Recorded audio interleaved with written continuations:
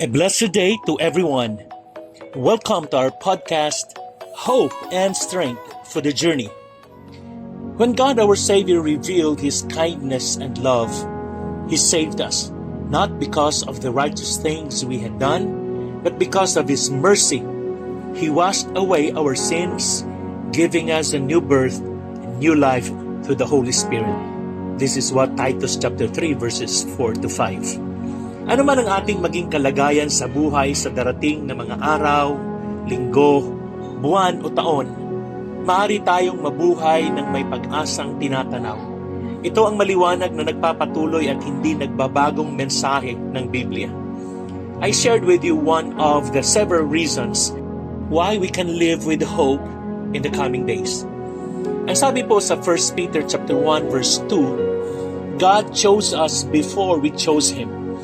Tayo'y pinili ng Diyos Ama ayon sa Kanyang kaalaman sa mula't mula pa at pinabanal ng Espiritu Santo upang maging masunurin kay Jesucristo at nilinis sa pamamagitan ng Kanyang dugo. Pinili tayo ayon sa layunin ng Diyos.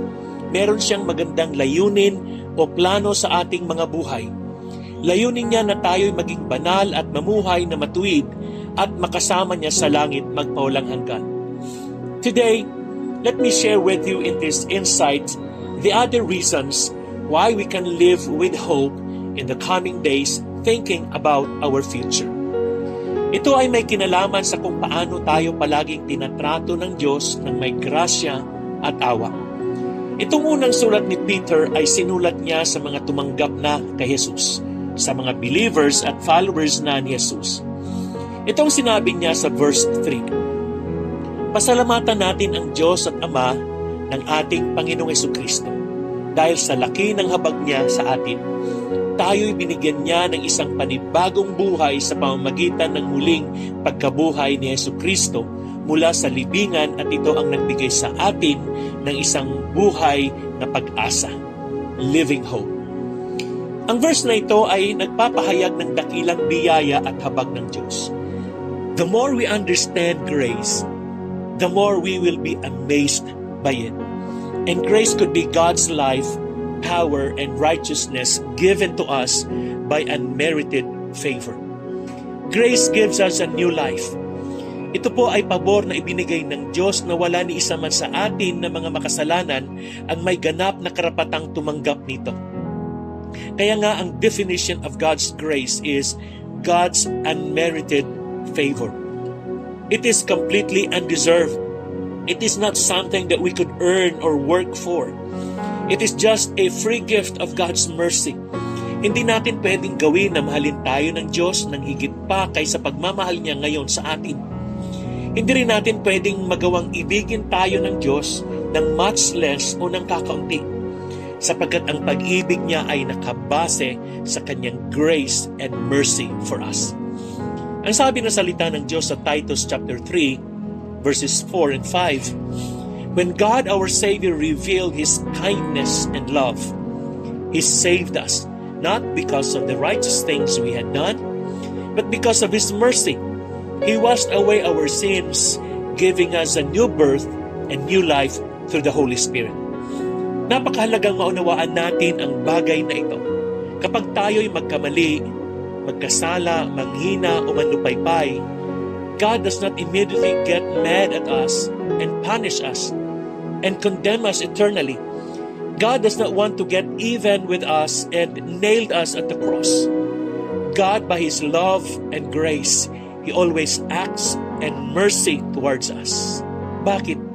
Ito'y dahil kay Jesus na tinanggap natin bilang ating tagapagligtas.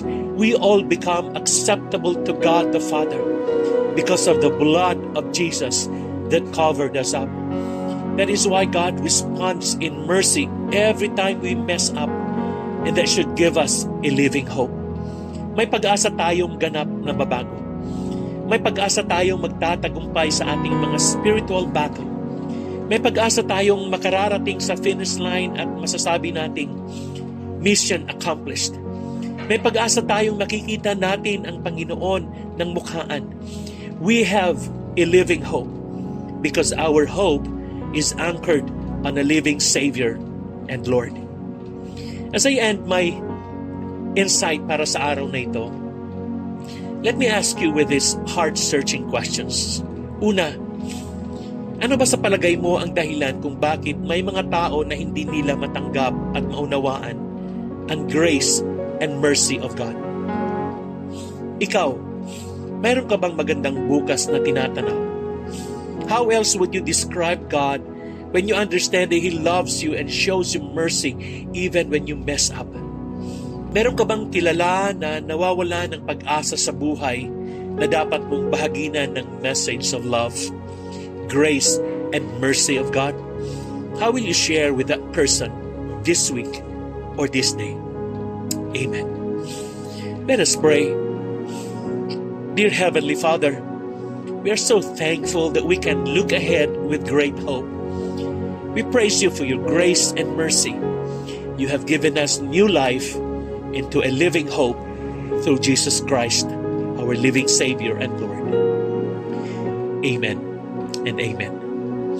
Enjoy your new day today, and God bless you and your whole family. See you again tomorrow.